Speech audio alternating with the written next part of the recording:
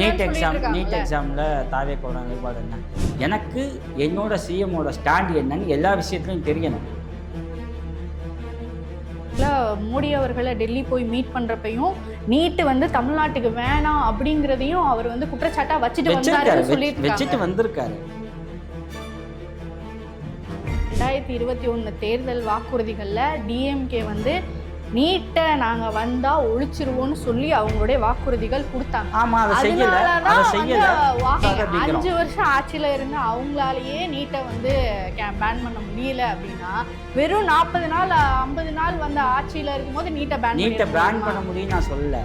எந்த இடத்துலயுமே சொல்லாம இல்லையே. இதுக்காக வந்து டெய்லியும் ஒரு பிரஸ் மீட்டை மீட் பண்ணி நீட்டு வேணாம் முடியும். ட்ரெண்டிங் தமிழ் நேயர்களுக்கு வணக்கம். இந்த நிகழ்ச்சியில நம்ம கூட யார் இணைஞ்சிருக்காங்க அப்படின்னு பாத்தீங்கன்னா எம்எஸ்வி ஊடகவியலாளர் அவர்கள் தான் நம்ம கூட இருக்காங்க. அவங்க கிட்ட நிறைய அப்டேட்ஸ் பற்றி கேட்டு தெரிஞ்சுக்கலாம். வணக்கம் சார். வணக்கம்.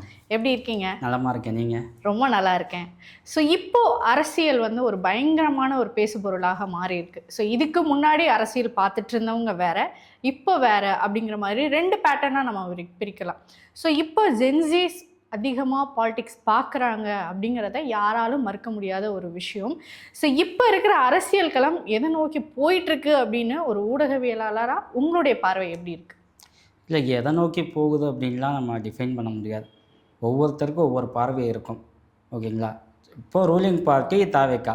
ஸோ தாவேக்கா சப்போர்ட்டருக்கு ஒரு பார்வை இருக்கும், ஆப்போசிட்டில் இருக்கவங்களுக்கு ஒரு பார்வை இருக்கும். ஸோ இந்த கவர்மெண்ட் இப்போ தான் ஃபஸ்ட் டைம் ஃபார்ம் பண்ணியிருக்காங்க. அவங்களுக்கு எக்ஸ்பீரியன்ஸே கிடையாது. இவர் செங்கோட்டையை தவிர மீது எல்லாருமே ஃபஸ்ட் டைம் எம்எல்ஏ. ஸோ அப்படி இருக்கும்போது நம்ம முன்கூட்டியே எதையும் தீர்மானிக்க முடியாது. ஸோ அவங்களுக்கான டைம் கொடுக்க வேண்டிய அவசியம் இருக்குதுன்னு நினைக்கிறேன். So okay. ஆனால் அப்படி நம்ம பார்க்கும்போது இப்போ நீங்கள் சொல்கிறீங்கள சில கட்சிக்காரங்க அவங்க இப்போ தான் வந்திருக்காங்க புதுசு, அவங்களுக்கு அந்த ஹனிமூன் பீரியட் அப்படிங்கிறது நம்ம கொடுக்கணும் அப்படிங்கிறத தாண்டி டிஎம்கே வந்து கொஞ்சம் ஓவராக அடிக்கிறாங்களோ. 6 மாதத்தில் வந்து ஆட்சி கலையும் அப்படின்றாங்க. அதுக்கான வாய்ப்புகள் இருக்குது. இப்போ இன்றைக்கி காலையில் மு.க. ஸ்டாலின் அவர்கள் வந்து விஜய் அவர்களே வந்து எனக்கு இந்த கட்சி பதவியே வேணாம் அப்படின்னு சொல்லிட்டு விட்டு விலகிடுவார், அதனால தான் வந்து இடைத்தேர்தல் வரும்னு நான் சொல்லியிருந்தேன், ஆட்சி மாறும்னு சொல்லியிருந்தேன் அப்படின்லாம் சொல்கிறாரு. ஸோ இதுக்கு என்ன சொல்லணும்னு நினைக்கிறீங்க? தாவேக்கா ரூலிங் பார்ட்டி, அவங்க வேலையை பார்க்குறாங்க. டிஎம்கே அப்போசிஷன் பார்ட்டி, அவங்க வேலையை பார்க்குறாங்க. இப்போ எம்கே ஸ்டாலின் வந்து அவரோட ஃபாலோவர்ஸ்க்கு வந்து ஏதாவது இன்புட் கொடுக்கணும்ல, அவங்கள ஆக்டிவாக வச்சுருக்கணும்ல. அப்போ அவர் என்ன பண்ண முடியுமோ அதை அவர் செஞ்சுக்கிட்டு இருக்கார். ஆட்சியை கலைச்சி திரும்ப இன்னொரு எலெக்ஷன் வரணும் அப்படின்ட்டு எந்த கட்சியும் இப்போ நினைக்காது. ஏன்னா அப்படி ஒரு வாய்ப்பு வந்தால் அது விஜய்க்கு தான் பூஸ்டட் அட்வான்டேஜ். ஸோ அதனால் ஆட்சியை கலைக்கணும், ஆட்சி கலையணும் அப்படிங்கிற ஸ்டெப்பை இந்த ஷார்ட் பீரியடில் அவங்களால எடுக்க முடிய வாய்ப்பே கிடையாது. 2வது அவங்கள்ட்ட போதிய மெஜாரிட்டி இல்லை. ஸோ அதனால் அதை செய்ய மாட்டாங்க. தன்னோட ஃபாலோயர்ஸை என்கேஜ் பண்ணிக்க, அவங்க ஹாப்பியாக வச்சுக்க இந்த மாதிரி சில விஷயங்களை ஸ்டாலின் எடப்பாடி பேசிகிட்டு இருக்காங்களே தவிர அதுக்கு அதை தாண்டி நம்ம ரொம்ப இம்பார்ட்டன்ஸ் கொடுக்க வேண்டாம்னு. ஓகே. ஸோ அப்படி பார்க்கும்போது மு.க. ஸ்டாலின் அவர்கள் அவங்க கட்சி தொண்டர்களை வச்சு அவங்களுக்கு பூஸ்டப் பண்ணுற மாதிரியான சில விஷயங்கள் பேசுகிறாரு அப்படிங்கிறத தாண்டி திமுக கட்சி நிர்வாகிகளும் சரி, எம்எல்ஏவாக இருக்கவங்களும் சரி, அவங்களும் பேசுகிறாங்க. ரீசெண்டாக வந்து அனிதா ராதாகிருஷ்ணன் அவர்களும் வந்து கூடிய சீக்கிரம் வந்து ஆட்சி மாற்றம் நகரும், ஸ்டாலின் ஆட்சி தான் வந்து கூடிய சீக்கிரம் வரப்போகுது அப்படிங்கிற மாதிரிலையும் பேசியிருக்காங்களே. ஸ்டாலின் ஆட்சி எப்படி வரும்? திரும்ப எலெக்ஷன் வந்தால் டெஃபினட்டாக அது அவருக்கு தானே தெரியணும். இன்னொரு எலெக்ஷன் வச்சா திரும்ப விஜய் தான் சிஎம், மெஜாரிட்டியாக வரக்கூட வாய்ப்பு இருக்குது. ஸோ அதனால் வந்து இந்த ஷார்ட் பீரியடில் வாய்ப்பே கிடையாது. ஒரு அப்போசிஷன் லீடராக ஒரு அப்போசிஷன் பார்ட்டியை அவங்க பேசிக்கிட்டு இருக்காங்க. அனிதா ராதாகிருஷ்ணன் அவர் எதை வச்சு பேசினார் அப்படின்னா 1 நேஷன் 1 எலெக்ஷனை பிளான் பண்ணி அவர் பேசினாரா அப்படிங்கிற ஒரு சந்தேகம் இருக்குது. ஏன்னா அப்படி வந்துச்சுன்னா 2029 ஆட்சி கவலை வாய்ப்பு இருக்குது. ஓகேங்களா? அந்த டைம் வந்து 3 வருஷ பீரியட். அப்போ வந்து இதே சப்போர்ட்டு ஜோசப் விஜய்க்கு இருக்குமா, தாவேக்காக்கு இருக்குமா நமக்கு தெரியாது. ஸோ அப்போ என்ன வேணாலும் நடக்கலாம். இந்த ஷார்ட் டைமில் நடக்க வாய்ப்பே இல்லை. பேசுகிறவங்க அவங்களோட மன திருப்திக்கு பேசிகிட்டு இருக்காங்க அப்படின்னு கடந்து போயிடலாம். ஓகே. ஸோ இப்போ மோஸ்ட்லி வந்து இதற்கு முன்னாடி எடப்பாடி அவர்கள் சிஎம்மாக இருந்தப்போ ஒரு ப்ராப்பரான எதிர்க்கட்சியாக வந்து டிஎம்கே வந்து செயல்பட்டாங்க. இப்போது தாவேக்காக்கு ஆப்போனண்ட்டாக இருக்கக்கூடிய எதிர்க்கட்சியாக இருக்கக்கூடிய டிஎம்கே சரியாக செயல்படலை அப்படின்னு ஒரு குற்றச்சாட்டு வைக்கிறாங்க. இதை நீங்கள் எப்படி பார்க்குறீங்க? இப்போ தான் நீங்கள் சொன்னீங்க எம்கே ஸ்டாலின் இதெல்லாம் பேசிகிட்டு இருக்காரு, டைம் தரல அப்படின்ட்டு. இப்போ செயல்படவே இல்லைன்னு நீங்கள் சொல்லிட்டு இருக்கீங்க. இந்தியாவில் ஒரு அப்போசிஷன் பார்ட்டியாக திறமையாக செயல்படக்கூடிய கட்சி நீங்கள் எடுத்தீங்க அப்படின்னா திமுக தான். ஏன்னா அவங்கள மாதிரி ஒரு நரேட்டிவை செட் பண்ண முடியாது.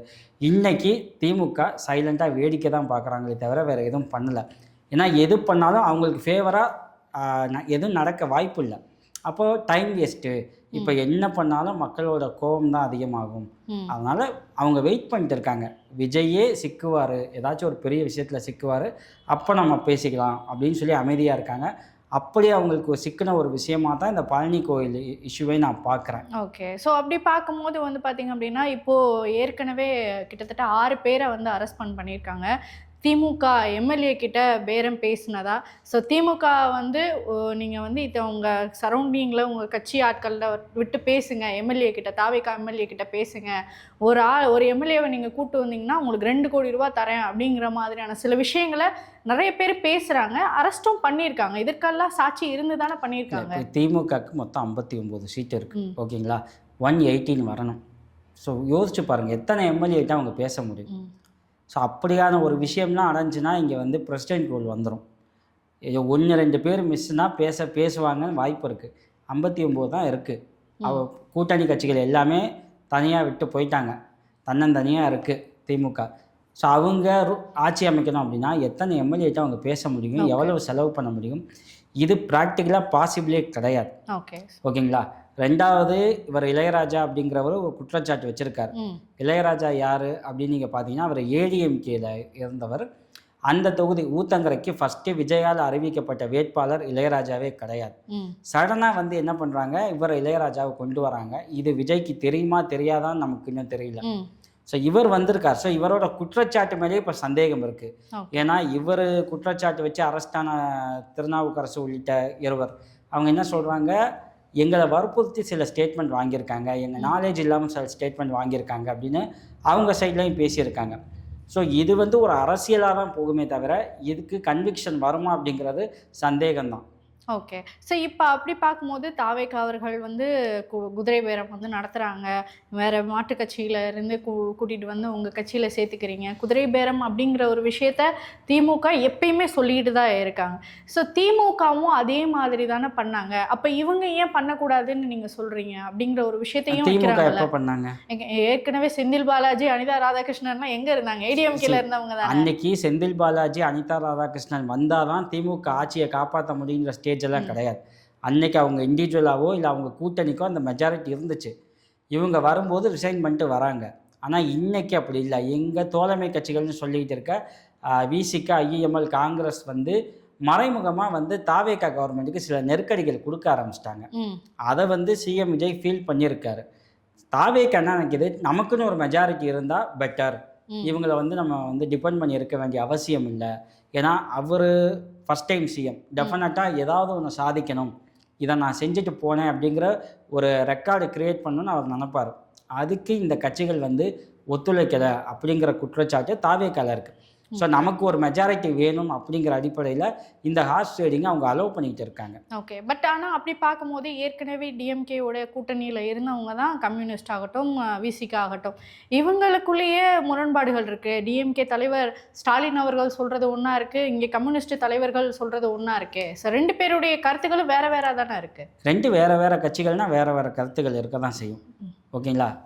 கூட்டணி அப்படிங்கிறது எலெக்ஷனை டிபெண்ட் பண்ணி. ஸோ எலெக்ஷன் முடிஞ்சுன்னா ஒரே மாதிரியான ஒப்பீனியன் 2 கட்சிகள் சொல்லணும்னு அவசியம் இல்லை. 2 டிஃப்ரெண்ட் பார்ட்டிஸ் 2 டிஃப்ரெண்ட் ஒப்பீனியன் தான் கொடுக்க செய்வாங்க. சில விஷயங்கள் ஒத்துப்போகும், அதை பேஸ் பண்ணி தான் எலெக்ஷனை ஃபேஸ் பண்ண ஆரம்பிச்சிட்டாங்க. ஆனால் இவங்க எப்போ வந்து இந்த டிஃபரன்ஸ் ஆஃப் ஒப்பீனியன்ஸ் பேச ஆரம்பித்தாங்கன்னு இருக்குல்ல, எலெக்ஷன் அந்த கூட்டணியில் இருந்த வரைக்கும் திமுகவுக்கு எதிராக எதுவும் பேசாதவங்க இங்கிட்டு வந்தோன்னே ஏன் பேச ஆரம்பித்தாங்க அப்படிங்கிற ஒரு கேள்வி இருக்குது. அந்த கேள்விக்கு சரியான நியாயமான பதில் யார் சொல்லணும் அப்படின்னா கம்யூனிஸ்ட் கட்சிகளும் விசிகாவும் சொல்லணும். ஆனால் விசிகாவோட ஸ்டேட்மெண்ட் பாருங்கள், மாற்றி பேசிகிட்டு இருக்கார். அப்போது ஆட்டோமேட்டிக்காக அவங்கள்ட்ட ஒரு கேள்வி வரும். இப்போ இவரே ஸ்டார்டிங்கில் என்ன சொன்னார் அப்படின்னா, அதிமுக திமுக வந்து கூட்டணி அமைக்க பார்க்குது அப்படின்னு ஃபஸ்ட்டு பேசினார். 2வது நாள் அது வந்து ரூமர், அப்படியான விஷயம் இல்லைன்னு பேசினார். இப்போ நான் வந்து திருமாவளவனோட எந்த பேச்சை வந்து எடுத்துக்கணும்? ஓகே. அப்போ எனக்கு ஒரு சந்தேகம் இருக்குது, நீங்கள் ஏன் மாற்றி பேசிகிட்டு இருக்கீங்க, which one I should take from you அப்படின்னு ஒன்று இருக்குல்ல. இப்போ இதைத்தான் நம்ம வந்து விமர்சிக்கிறோம். நீங்கள் ஒன்று குற்றச்சாட்டு வச்சா தெளிவாக வைங்க. ஆமாம், இவங்க 2 பேரும் முயற்சி பண்ணாங்க, என்கிட்ட ஒருத்தர் முக்கியமானவர் பேசினார் அப்படின்னாரு திருமாவளவன். இன்னைக்கு வரைக்கும் அவர் யாருன்னு சொல்லலை. ஏன் சொல்லாமல் இருக்காரு? சொல்லுங்க. ஸ்டாலின் பேசினாரா, எடப்பாடி பேசினாரா, இல்லை வேறு யாராச்சும் பேசினாங்களா? ஓப்பனாக சொல்லுங்கள். எது உங்களை வந்து இப்போ ஸ்டாப் பண்ணிக்கிட்டு இருக்குது? அப்போது நீங்கள் யாருக்கு ஃபேவராக போகிறீங்க? நீங்கள் மக்களுக்கான தலைவர் அப்படின்னா வெளிப்படையாக சொல்லணும்ல. ஓகே, பட் ஆனால் இப்போ விசிகா சைட்லேருந்து பேசக்கூடிய விஷயங்கள் வந்து நாங்கள் இத்தனை நாள் அந்த கூட்டணி கட்சியில் இருந்துட்டோம். ஸோ கூட்டணியில் இருந்த ஒரு நட்பும் மரியாதைக்கும் காரணமாக நாங்கள் அங்கே நடந்த விஷயங்களெல்லாம் வெளியில் சொல்ல விரும்பலை அப்படின்னு சொல்ல விரும்பலை அப்படின்னா சொல்லக்கூடாது. பாதி சொல்லி பாதி சொல்லாமல் விட்டுறது நீங்கள் மக்களுக்கே செய்கிற துரோகம். திமுக தப்பு பண்ணுச்சு அப்படின்னா வெளிப்படையாக சொல்லுங்கள். மக்கள் வந்து அதுக்கான ஜஸ்டிஸை கொடுப்பாங்க. நீங்கள் பாதியை சொல்லிட்டு பாதியை சொல்லாமல் போனீங்க அப்படின்னா அப்போது உங்களுக்கு ஃபேவராக நீங்கள் கேமை வந்து மாற்றிக்கிட்டு இருக்கீங்க அப்படிங்கிற கேள்வி வரும்ல. ஸோ அதைத்தான் கண்டிக்கிறோம்.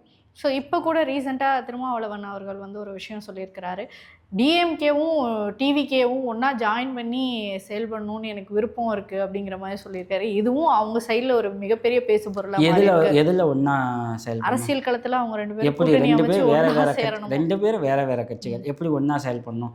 அவர் எந்த புள்ளியில் சொன்னார்? பாஜக எதிர்ப்பில் 2 கட்சிகளும் ஒன்றா செயல்படணும். பாஜக எதிர்ப்பில் திமுக நிறைய முறை ப்ரூஃப் பண்ணிருச்சு.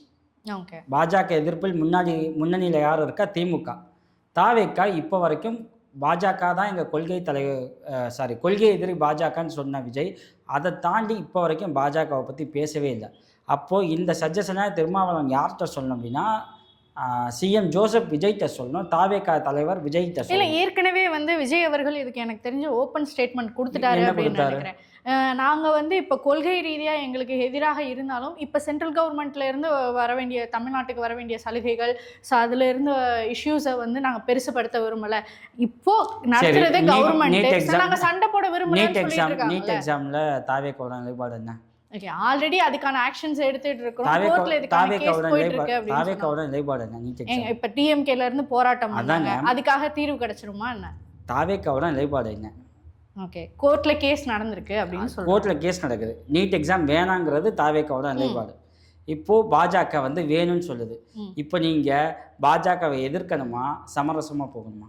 ஓகே, இல்லை, ஆக்சுவலாக மோடி அவர்களை டெல்லி போய் மீட் பண்ணுறப்பையும் நீட்டு வந்து தமிழ்நாட்டுக்கு வேணாம் அப்படிங்கிறதையும் அவர் வந்து குற்றச்சாட்டாக வச்சுட்டு வந்திருக்காரு. இப்போது நீட் எக்ஸாம் பேப்பர் லீக் ஆச்சு. இப்போ ஒருத்தர் உண்ணாவிரதம் இருந்து கிட்டத்தட்ட அவர் உடல்நிலை ரொம்ப பாதிக்கப்பட்டிருக்கு. இப்போது இது ரிலேட்டடாக சிஎம் விஜய் என்ன ஸ்டேட்மெண்ட் கொடுத்துருக்காரு? ஓகே, ஆனால் இப்போ இன்ன வரைக்கும் தமிழ்நாட்டில் வந்து ஓகே நீங்கள் வந்து நீட்டு எக்ஸாம் வந்து இங்கே கொண்டு வாங்க, நீங்கள் நல்லபடியாக நடத்திக்கோங்க அப்படின்னு நான் சொல்லியிருக்கேன். அதான் சொல்கிறேன், இங்கே வந்து பிஜேபியை தவிர மற்ற எல்லா கட்சிகளும் நீட் எக்ஸாம் வேணான்னு தான் சொல்லிட்டு இருக்காங்க.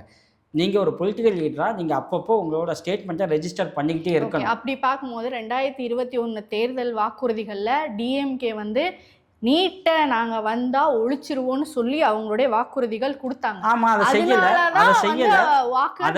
அதை செய்யலை அப்படிங்கிறதால தான் இன்னைக்கு வந்து திமுக தோத்துச்சு. அதே தப்ப தாவேக்கா செய்யக்கூடாது. 5 வருஷம் ஆட்சியில் இருந்து அவங்களாலேயே நீட்டை வந்து பேன் பண்ண முடியல அப்படின்னா வெறும் 40 நாள் 50 நாள் வந்து ஆட்சியில் இருக்கும்போது நீட்டை பேன் பண்ண முடியும் நான் சொல்லலை. நீட்டை பேன் பண்ணணும்னு நீங்கள் பேசுங்கன்னு தான் சொல்கிறோம். புரியுதுங்களா? இப்போ வந்து இதை இந்திய அளவில் ஒரு அப்போசிஷன் லீடராக எல்லாருமே சேர்ந்தால் தான் இதுக்கு ஒரு முற்றுப்புள்ளி வரும். அந்த ப்ராக்டிக்கல் எனக்கு புரியுது. நான் எக்ஸ்பெக்ட் பண்ணுறது Joseph Vijay, CM Joseph Vijay இதை நீங்கள் ரெஜிஸ்டர் பண்ணுங்க. ஏன்னா இது என்னோட வாய்ஸோ உங்களோட வாய்ஸோ இல்லை, ஒரு ஸ்டேட்டோட சிஎம்மோட வாய்ஸ் வந்து எவ்வளோ பவர்ஃபுல். நீங்கள் அதை சொல்லுங்கன்னு தான் நம்ம பேசிட்டு இருக்கோம். அவர் எந்த இடத்துலையுமே சொல்லாமல் இல்லையே. இதுக்காக வந்து டெய்லியும் ஒரு ப்ரெஸ் மீட்டை மீட் பண்ணி நீட்டு வேணாம் வேறு என்ன நீங்கள் ப்ரெஸ்ஸை பார்க்க மாட்டீங்க. சில குறைந்தபட்சம் நீங்கள் ஒரு அறிக்கையாவது வெளியே விடுங்க. எதுவுமே நீங்கள் செய்ய மாட்டீங்க. அப்படின்னா ஒரு பாமரனா இந்த விஷயத்தில் என்னோட சிஎம்மோட நிலைப்பாடு என்னன்னு நான் எப்படி தெரிஞ்சுக்குவேன்? எனக்கு என்ன வழி வந்து மோடி அவர்களை டைரக்டா போய் மீட் பண்றப்பயே அவர் வந்து எங்களுக்கு தமிழ்நாட்டு அரசுக்கு நீட்டு வேணாங்கிறத தெளிவா சொல்லிட்டு வந்திருக்காரு. நீட்டு வேணான்னு சொல்லிட்டாரு, அவரு கேட்கல. இப்ப அடுத்த ஸ்டெப் அவர் வந்து மாத்தி பேசுறாரு இல்ல மாத்தி செயல்படுறாரு அப்படின்னா ஓகே, சரி. அதுதான் நான் சொல்றேன். இது நம்ம நீட்டை மட்டுமே வச்சு பேசிகிட்டு இருக்கோம். இப்படி எல்லா விஷயமும் அதுதான். எனக்கு என்னோட சிஎம்மோட ஸ்டாண்ட் என்னன்னு எல்லா விஷயத்துலையும் தெரியணும். அது தெரியலை அப்படிங்கிறது தான் நம்மளோட குற்றச்சாட்டு. அது நீங்கள் ப்ரெஸ்ஸை மீட் பண்ணணுன்றது கட்டாயம் கிடையாது. ஆனால் மொராலிட்டி படி நீங்கள் மீட் பண்ணணும். ஓகே. இதுதான் என் கவர்மெண்ட் ஸ்டாண்டு நீங்கள் வெளிப்படுத்தணும். ப்ரெஸ்ஸை மீட் பண்ணலையா, வேறு வழியிலையாவது நீங்கள் அதை சொல்லுங்கள். எல்லா விஷயத்துலையும் நாட் ஒன்லி நீட். அது எனக்கு வரலை அப்படிங்கிற ஒரு விஷயம் இருக்கும்போது எனக்கு கன்ஃபியூஸ் ஆகுது. ஓகே. அதை நம்ம திரும்ப கேட்குறோம், உங்கள் ஸ்டாண்ட் என்ன, இதில் என்ன பிரச்சனை, இதை ஏன் நீங்கள் செய்ய மாட்டேங்கிறீங்க, இப்படி நம்ம கேட்கணும்ல. ப்ரெஸ்ஸோட ஒர்க் என்ன? ஓகே. திரு ஜோசப் விஜய் வந்து அவரோட ஆட்சி பொற்கால ஆட்சி அப்படின்னு நம்ம பாராட்டு மலையை இங்கே பண்ணிகிட்டு இருக்க முடியும்? 90% நல்லது இருக்குது, 10% தப்பு இருக்குன்னா ஒரு சரியான ஜேர்னலிஸ்ட்டு அந்த 10%-ஐ மட்டும்தான் பேசணும்.